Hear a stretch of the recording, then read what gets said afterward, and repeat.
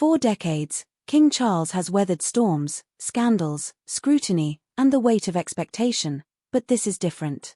A shocking statement from Prince William and Kate Middleton has made headlines not for its contents per se, but for the seismic shift in power it's causing. King Charles trembles as questions swirl around the country. Is his reign already over? Is he the true King of Britain, or is he simply acting as a placeholder for the regents the world seems to be waiting for? As tensions rise within the royal family, they face a decision that could reshape the monarchy forever. The world watches closely, but it is the royals themselves who are caught in the middle of an internal battle that threatens their very foundation. King Charles had always been a figure of controlled decorum, his emotions locked away behind years of royal training. He was known for his sense of duty, his commitment to tradition, and his ability to maintain a composed exterior, even in the face of immense personal and public challenges. Yet now, there was something different about him. Something beneath the surface that made those paying attention sit up a little straighter. It wasn't in what he said, but in what he didn't say. It wasn't in what he did, but in what he so carefully avoided doing. And at the heart of it all, pulling at the threads of the monarchy, was Kate Middleton.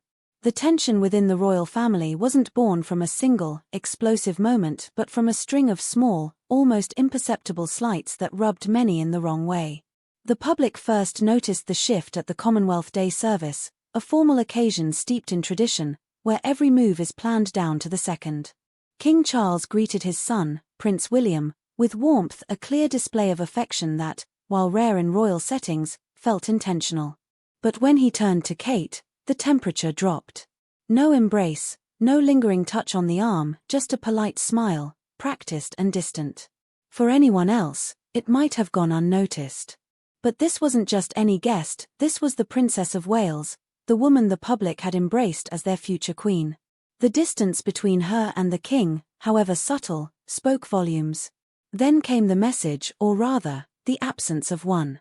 On International Women's Day, the royal family shared a tribute to its most influential female figures, Queen Elizabeth, Queen Camilla, Princess Anne, and the Duchess of Edinburgh. All were carefully selected names meant to showcase the strength of royal women through the generations. Yet, there was one glaring omission: Kate Middleton. Social media reacted swiftly. "Where is Kate?" one user demanded. "The Princess of Wales doesn't exist anymore," another quipped. The omission wasn't just curious, it was deafening. Kate, the most visible woman in the modern monarchy, was simply not there. The palace remained silent, as it always did in the face of speculation. But speculation has a way of growing legs when there are no answers to pin it down. What did it mean? Was this a mistake, a mere oversight? Or was it a message delivered without words but meant to be understood by those who knew where to look? The theories began to swirl. The absence of Kate Middleton from such a significant royal moment wasn't just curious, it was a deliberate move, an omission meant to send a message.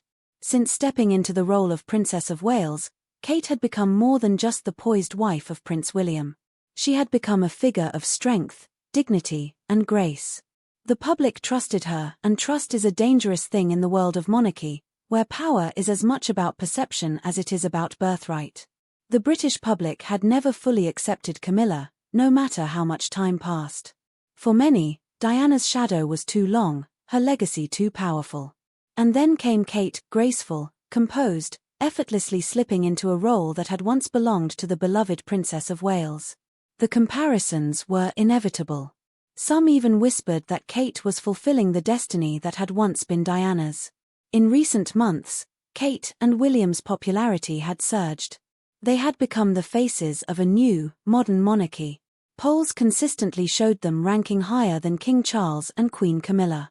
They were the ones the public looked to, the ones who seemed to represent the future. And that was a problem. The monarchy has always survived on a delicate balance of power. It's a machine that operates best when every cog knows its place. But what happens when one cog begins to outshine the rest? Kate's cancer diagnosis only deepened the divide. When the news became public, King Charles was quick to offer words of support, calling her his beloved daughter-in-law. He too was battling the same illness. Kate, ever the gracious figure, was quick to offer support in return. The public was supposed to rally behind them both during these difficult times. But the reaction revealed something the monarchy had always feared, a shift in loyalty. People rallied around Kate. And Kate only. Their sympathy, their concern, their unwavering support, it was all for her. She became, in that moment, the heart of the royal family. And if there's one thing history has proven, it's that the monarchy does not like competing hearts. Perhaps it was nothing. Perhaps the cold greeting, the missing tribute, the widening gap between Kate and Charles were all simply coincidences. But the thing about the royal family is that very little happens by accident. Every gesture, every omission, every carefully crafted statement or lack thereof, carries meaning. And so it had to be addressed. And that's exactly what Kate Middleton and Prince William aimed to do. The confrontation had been coming for a while, slow and steady, like a storm gathering on the horizon. Standing before the cameras, Prince William and Kate Middleton weren't just here to perform another royal duty. This was different. Their expressions were serious, their words carefully chosen. It wasn't just about the tension that had been simmering between him and Kate Middleton since Queen Elizabeth's death. That had been manageable, contained. But the cold greeting, the missing tribute, and the way Charles seemed to sidestep Kate in ways that couldn't be dismissed as coincidence, the public had noticed. William had said nothing until now. The confrontation had been subtle, almost unspoken. But those who had been there knew exactly what had happened. It had begun with a look, just a flicker of something in William's eyes as his father once again overlooked Kate, barely acknowledging her presence at an official gathering. A moment later, William turned to his wife, his hand resting lightly on hers. It was a statement, a quiet one, but unmistakable. He had noticed, and he was not going to let it pass. What came next wasn't loud. There were no raised voices, no dramatic gestures. That wasn't how things were done in the royal family. But it was tense. A few words exchanged in private, sharp enough that those nearby felt the weight of them. Charles dismissed it at first, brushing past William's concern with the same cold detachment he had shown toward Kate. And then, just when he thought the matter had been dealt with, they stepped forward. William and Kate's announcement was brief but clear. It didn't need to be long to send shockwaves through Buckingham Palace. Those closest to the royal family understood immediately what had happened. William and Kate weren't just affirming their commitment to their roles, they were making it clear that they intended to shape the future of the monarchy in their own way. The irony was impossible to ignore. 4 years, Charles had watched as his own mother held on to power, keeping him at arm's length from the throne. And now, in an entirely different way, it was happening again. The monarchy was shifting beneath him, and he was not the one guiding its direction. But there was another layer to this, one that had been lurking just beneath the surface since the day Queen Elizabeth's will was read. That day had been strange enough on its own. The family had gathered in Buckingham Palace, tense with anticipation.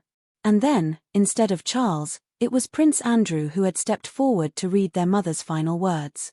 No one had expected that. Charles had remained silent as his brother read the document, but those who had been in the room had seen the way his hands tightened in his lap. And then the real shock came. The Queen's will had not followed the expected path.